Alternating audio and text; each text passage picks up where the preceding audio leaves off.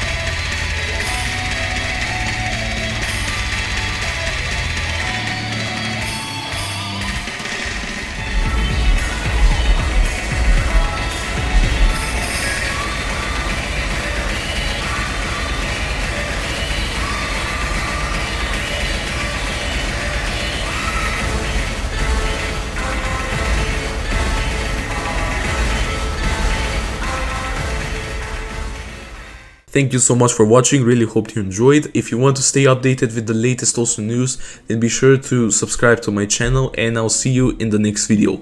Bye.